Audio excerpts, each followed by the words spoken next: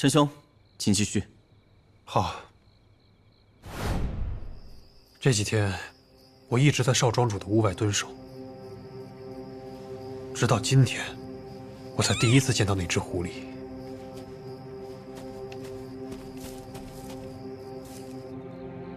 我本想抓住它，却没想到被它咬伤，让它逃走了。你们俩是当真看到白狐了？我看的不是很清楚。我看到了，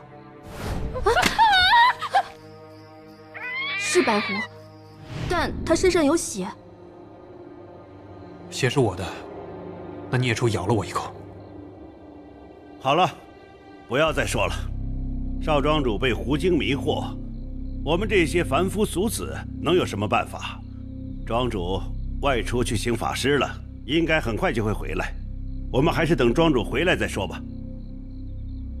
我爹和我二叔共同创立了这个尹家庄，但比起我爹，我二叔更强势，也更严厉，因此这个庄子里的人都不是很喜欢他。而且很早之前，我爹和我二叔的关系就不是很好，但自从我哥出事了以后，他们俩的关系好像变好了一些。好，那你不知道什么原因？完全不知道。那这二庄主的女儿呢？你是说尹欣？没错。这尹欣从小性格就很古怪。小时候我们玩过一段时间，但后来由于我爹和我二叔几乎不往来，所以我们俩慢慢的也就淡了。我也不知道这尹欣到底经历了些什么，但从小她就是呆呆傻傻的。你说的不来往，是完全不来往。其实两家的关系也就时好时坏的，好的时候也就是不争斗而已。我们住的是北庄，再往南边还有南庄，那是我叔叔他们住的地方。这边只是北庄？哦，那你们尹家怎么会这么有钱？我们尹家从来就是有钱。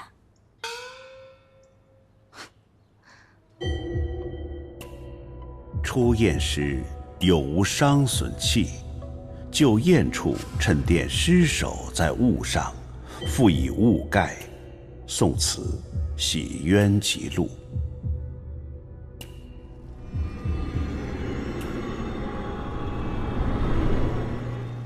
少庄主，他这是怎么了？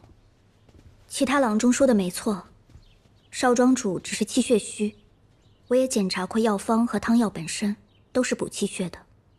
按理说喝了这么多，身体应该早就好了。奇怪。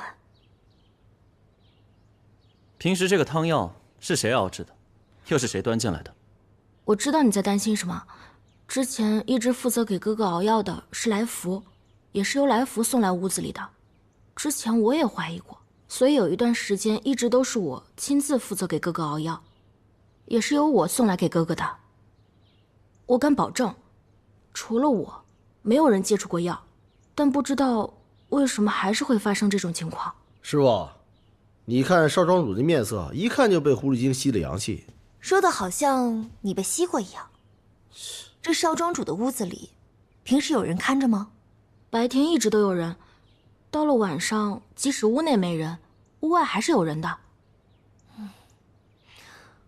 我有个问题很好奇，你们很多人都说见到过白狐，可每次看见白狐的地方都是在院子里吗？好像是的，所有人都是在院子里看见白狐的。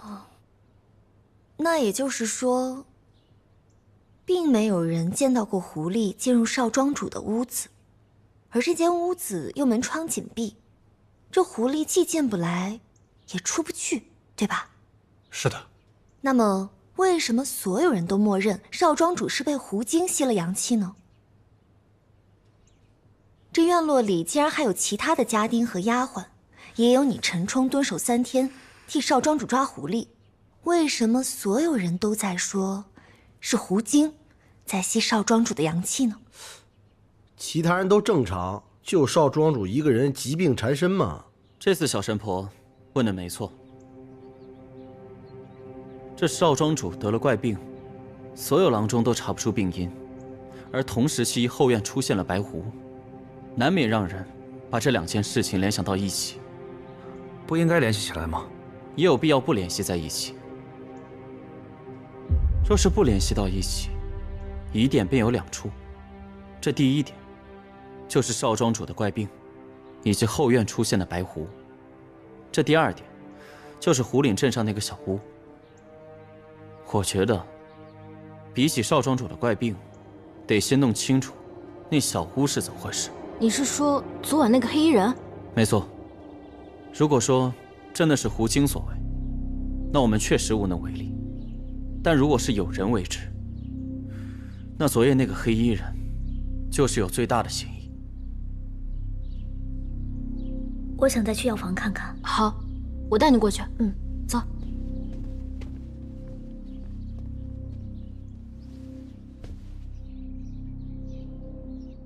南庄，没想到尹家庄后面还有个庄子。是啊，这南庄是尹茂春的庄子。怎么这个尹茂春和尹俏的父亲尹德旺没有住在一个庄子里面啊？这兄弟俩关系不太好，所以就没有住在一起。走吧，进去看看。走。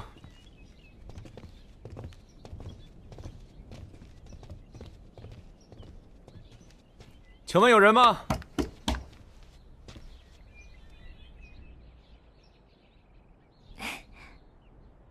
你们干什么的？我们是尹家庄的客人，也是尹俏的朋友，认识二庄主。之前叨扰了几天，今天特意到府上看看。走走走，二庄主吩咐过，南庄不接待任何客人。如果你们要见二庄主，我会通报，他自会去北庄找你们。哎，你这是真走了？这大白天的闭门谢客，南庄肯定有古怪。是有些古怪。白姑娘，我听沈姑娘说，这个尹家庄处处透露着古怪，而且还有一个没有人去过的南庄。没错，我们刚去过了，根本就不让进。尹姑娘说，连她都没有去过，一来是和这个叔叔关系不好，二来是这个叔叔脾气古怪，不见任何客人。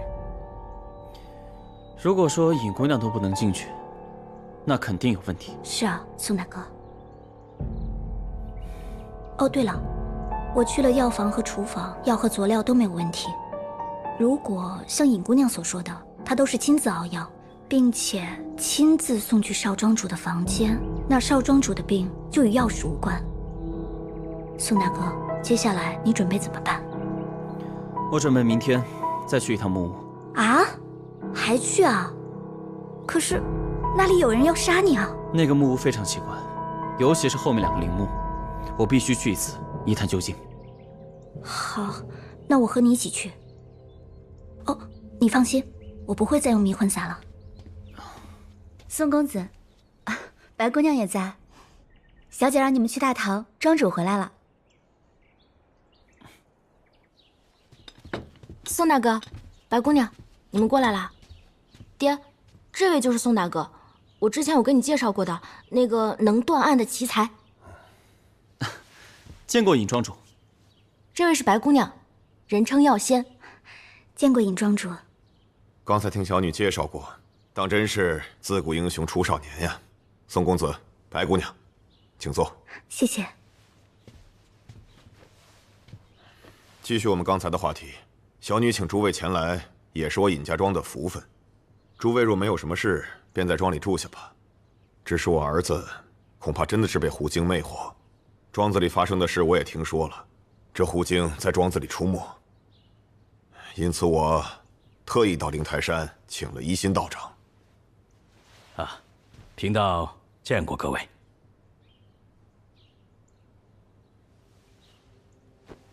道长，刚才你说庄子的风水格局有问题。适才庄主带贫道在庄子里已经转了一圈了。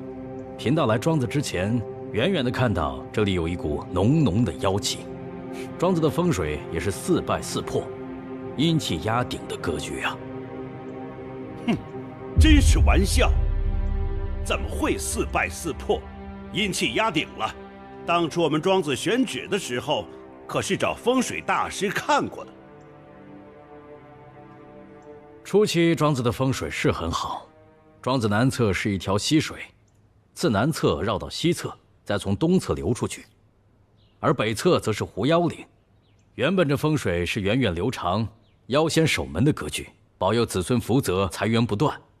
但后来就不一样了，溪水干涸，原本的河道成了乱石堆，风水格局就变成了四败四破，阴气压顶。哼，一派胡言！大哥，我看这个道士就是个巧舌骗钱之辈。二弟，休得无礼。道长，莫要怪他，他就是这个脾气。大哥，你听一个术士的，不听我这个兄弟的。好，以后的事儿就让他解决。二叔，二弟，诸位，我二弟就这个脾气，让诸位见笑了。道长，小女子沈西月是当今太子太保沈修灵的女儿，有些问题我想请教一下。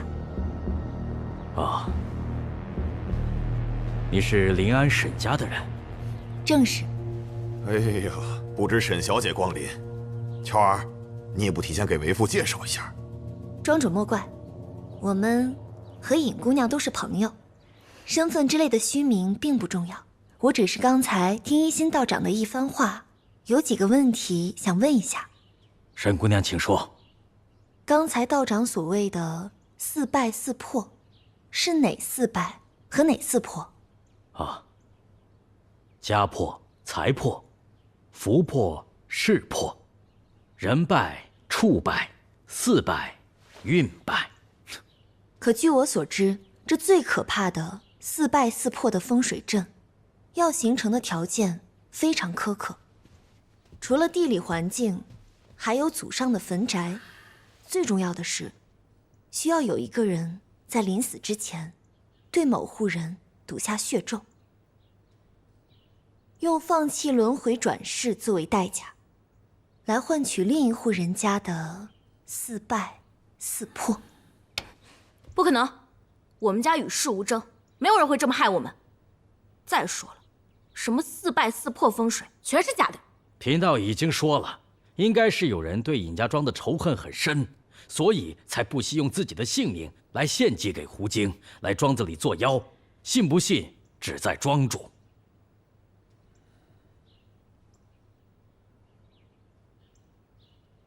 那道长可有破解之法？破解之法是有，但不知道庄主肯否。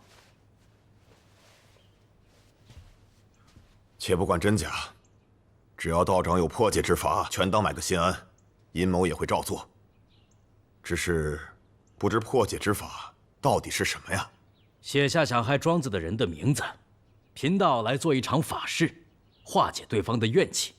另外，如果拿了对方的东西，要归还。尹某一生光明磊落，从未得罪过任何人。即使道长的方法能够破解这四败四破，我也不知道这个人到底是谁。那这就不好办了。或许是有人嫉妒尹家庄的家财万贯，不惜将自己的性命来诅咒你们庄子。或许这个人庄主并不认识。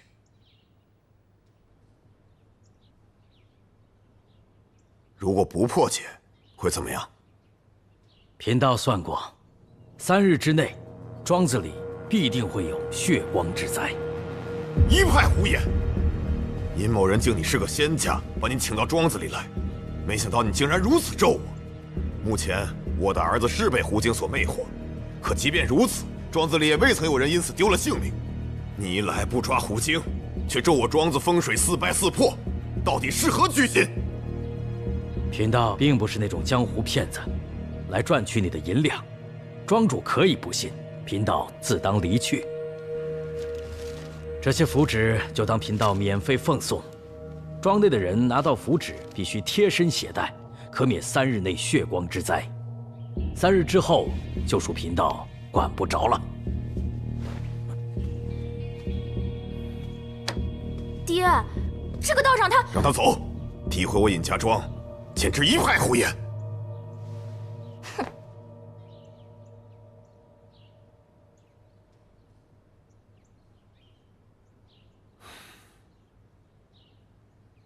阿欢，把符纸分发下去吧。师傅，这么重要的事情，还是交给我亲自去办吧。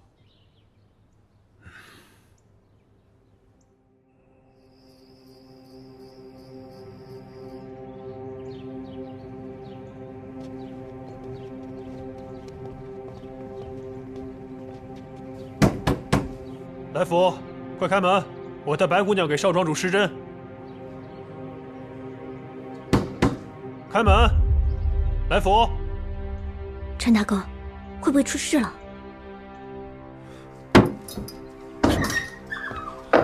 来福，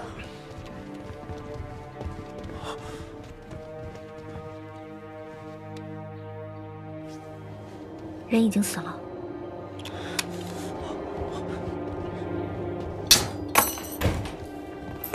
少庄主，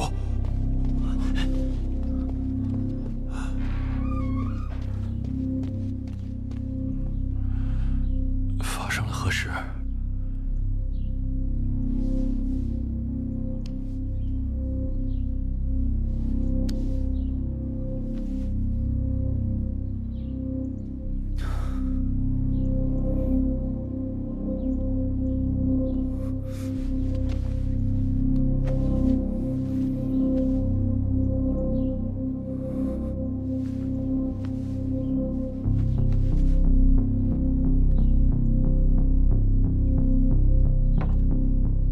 看来死者生前受到了极大的痛苦。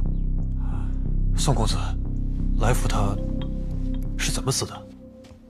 除了手指因为痛苦刺激挠伤以外，根本就没有其他外伤。口唇处未呈干紫色，也不是窒息的症状。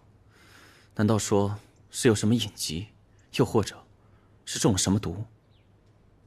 宋大哥，要不我检查一下，看是不是药物中毒？那就麻烦你了。辛苦你了。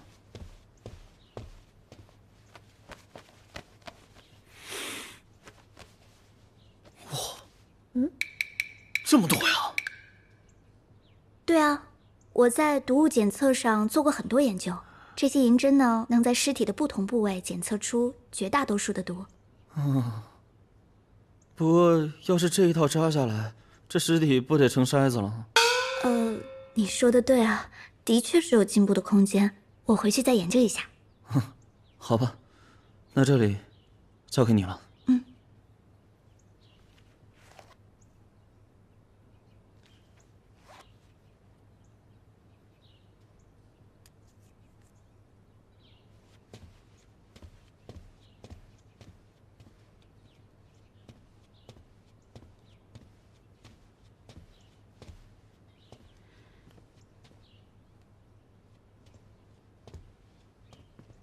少庄主怎么样了？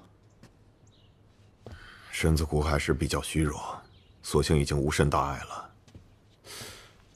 这到底是怎么回事啊？来福是怎么死的？他也是被人杀的？这目前还不知道，也没查出死因，需要些时间。庄子里终究还是出事了。哼，难道真应了一心道长那句“四败四破”？爹，庄主，你也不必太过担心了。之前这些案子，我们遇到过很多，但被我们一一破获了。相信庄子的案子，我们也会找到原因的。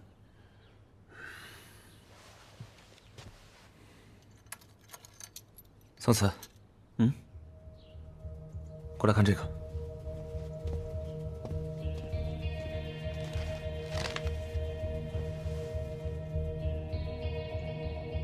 怎么了？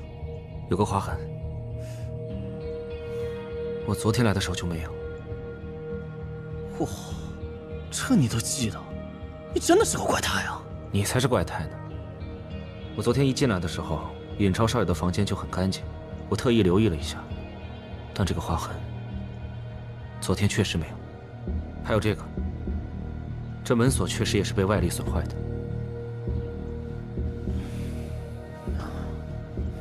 那就奇怪了。如果来福不是暴病死的，那就又是一起密室杀人。我听陈冲说，他来的时候，外边这道门是反锁的，而这个屋子和外屋连接的这道门，也是从外面锁上的。自从哥哥病了，奇怪的狐狸又经常出现，所以为了哥哥的安全，外屋的门一直是锁着的。而来福作为哥哥的贴身小厮，一直就住在外屋，而内屋的钥匙就在来福的身上。果然又是一起密室杀人。这2道门从内屋到外屋是连在一起的，2道门全部反锁了，而里面唯一的人却死了。这凶手是怎么逃出去的呢？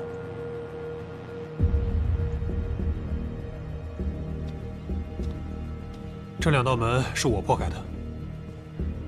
当时白姑娘和2个伙计都在场，可以证明这2道门是从来福的屋里反锁的。我可以证明，当时2道门的确是从外屋反锁的。那就奇怪了呀，难道说真是精怪杀人？这还不是最奇怪的地方，最奇怪的地方是来福的死因。我刚刚做了毒物检测，不是中毒而死。啊？白姑娘，你确定他不是中毒死的吗？嗯。不是师傅，你刚才不是说你？是的，不是外伤，也不是窒息死亡，现在来看，也不是中毒死亡。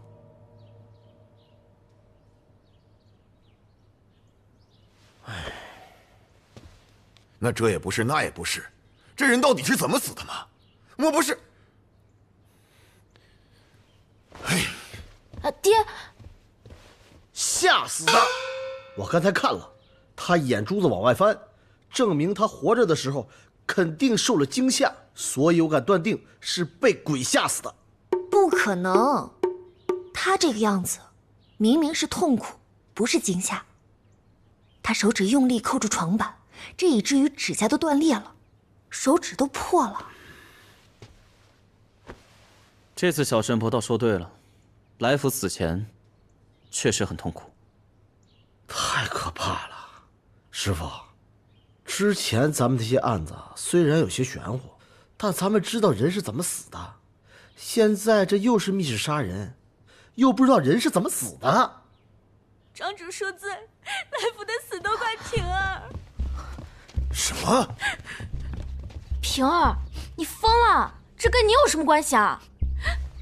庄主，昨天大师兄给平儿一沓符纸，说是一心道长给的，如果随身携带可以保平安，至少3日之内不会有血光之灾。可是府里一共有213人，纸符却只有209张。庄主和2庄主不信，没要符纸。老夫人在佛堂一直不出来，也没有符纸。还有一个没有符纸的就是来福。啊！这也太神了！师傅，那个道长说的也太神了，这就是血光之灾呀！没有符的来福死了。哎，幸好我还有个符，我赶紧拜了。嘘。你这纸符，为什么偏偏就不给来福呢？符纸少了4张，2位庄主和夫人没要，有一个人注定是没有的。我说的是，那个注定没有符纸的人，为什么偏偏是来福？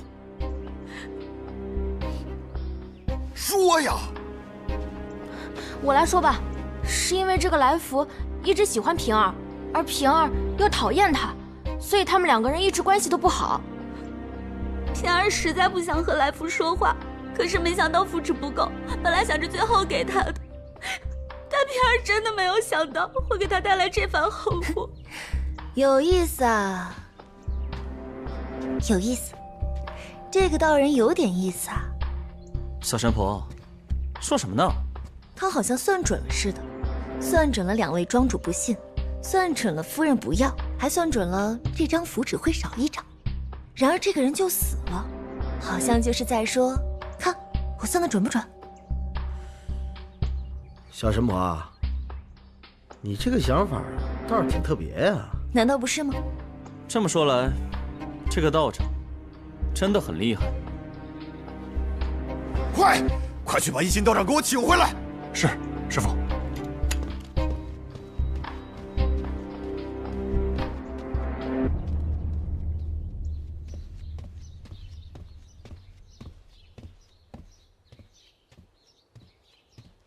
白姑娘，宋大哥，怎么了？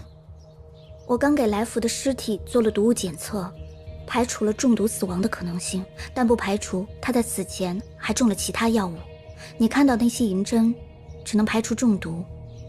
可如果他在死前被人下了能让人陷入昏迷的药物，那我是查不出来的。因为他的死非常奇怪，死前非常痛苦。按理说，这个过程中应该是有挣扎的。可是他除了手指的抓伤，身体其他部位都没有任何伤痕，除非是被捆绑，但也没有捆绑的痕迹。是啊，因此我怀疑他是被人下了迷药类的药物。据我所知，这江湖上有一种叫锁心骨的迷醉药，效果非常强，吸入者除了五官、手指、脚趾能动以外，其他主要躯体在药物时效内都动弹不了。即便是受了针刺、火烧也动不了。还有这么霸道的药？我回去再查一下典籍。如果真的是这样，那至少可以证明他并不是被什么狐精所杀了。归根结底还是查不出死因。还有那个令人头疼的密室。啊？头疼？你怎么了？哦，我只是说那个案子头疼，不是真的头疼。哦。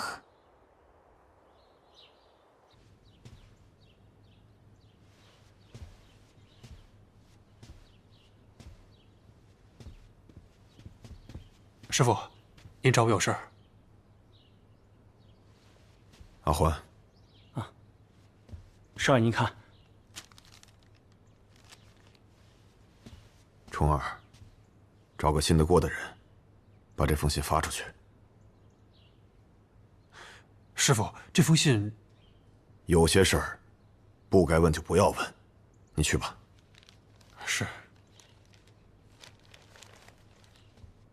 这尹家庄发生的事情非常奇怪，我得再去狐妖岭看一看，一探究竟。怎么还得去啊？这上次不是没找到答案吗？这少庄主是去了狐妖岭之后便得了怪病，而且我相信，狐妖岭上的小木屋那就是关键。不是什么都没有吗？可这木屋后面有个陵墓，你不会又是……行了，这天都快黑了，去找小六。哎，对了，还有。千万别带上白姑娘，啊！我说师傅，挖坟，咱真的要这么干吗？要不然呢？挖别人坟这种事，我读书人干不了，这是天大的不敬。怎么着？你俩不破案了？哦，你们是觉得这房子5年前死了人，这狐精占据了那里？然后还上了这叶氏夫妇女儿的身是吧？哼，这狐精随手一挥，将房间换人一星变出了叶氏夫妇，还顺带接待了尹超，将这尹超迷的是7荤8素，回去就生了病，然后再这么回手一挥，把这环境全变了。每晚上狐精都去接待尹超，是这样吧？写书呢？这也行。那如果不是，就代表有人在装神弄鬼，故弄玄虚。杵着干啥呀？来，一人一把。哇，你呢？就2把铲子啊。你先来。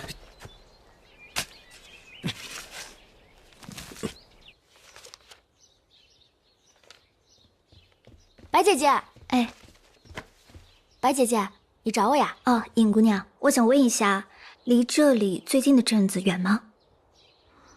离庄子30里的地方有个狐岭镇。那镇上有药房吗？因为这狐妖岭上盛产奇珍异宝，因此就是狐妖岭上药房最多，所以这往来客商都爱在这狐妖岭上买药。好，那我明早去一下。罪过，这事儿跟我没关系啊，使命不可违啊。有什么事儿你可千万别找我，找他，他让我干的，不是我要挖的，是他挖的。晚上你别找我啊，晚上找他去，千万别找我啊，这事儿和我没关系。下来帮我搭把手。啊？不，师傅，你别这样，你没事动什么棺材呀你？咱们把他埋好，咱们赶紧走吧。哪儿那么多废话，下来！师傅，别，大不少，快！啊！来，1、2、3，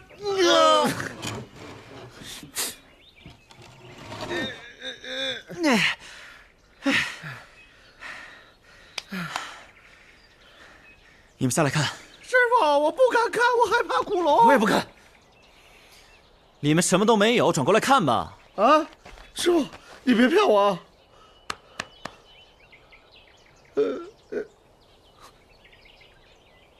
哎，这什么都没有啊！怎么会这样？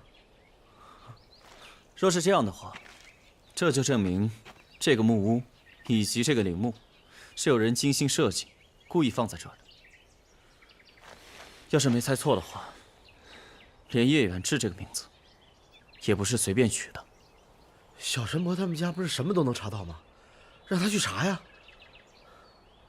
这小神婆这么聪明，估计早就去查了。都白挖了，那咱们现在怎么办呀？我想，我得去找一下尹夫人。找尹夫人？没错，我觉得尹夫人应该知道些什么，而且没有告诉你，故意隐瞒了起来。那为什么这么说呀？若是心疼自己的儿子，应该时时刻刻守在儿子身边，而不是每天在佛堂里面求佛祈福。尤其是前一天晚上，儿子的屋子里死了人，但这一天，你们全程有看到尹夫人吗？哎，你这么一说，还真是。所以我觉得，得去找一下他。不，那陈冲被咬那天，尹夫人出来了。这也是为什么我奇怪的地方。你想见我娘，可是怎么了？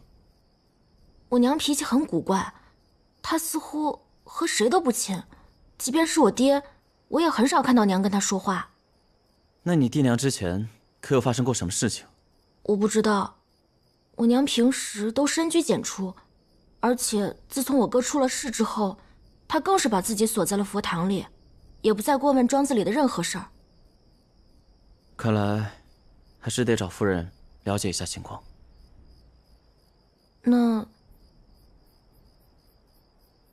那我试试吧。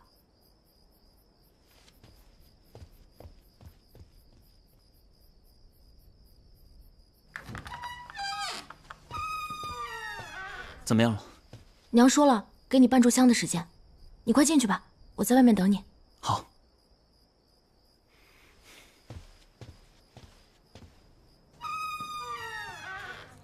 宋公子。宋慈，见过尹夫人。我知道你有很多疑问，昨天发生的事情我也听说了。其实你见我也没什么用，我和你一样，什么都不知道。